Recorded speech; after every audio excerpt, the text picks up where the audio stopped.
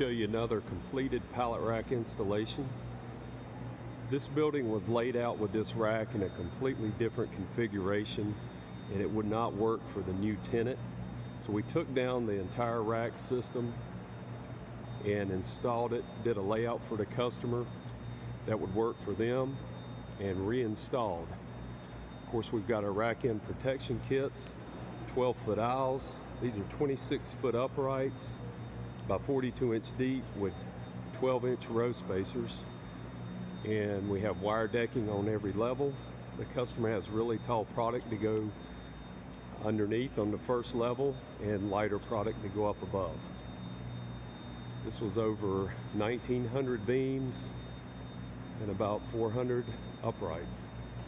There was rack in this room. We took it all down and reconfigured everything.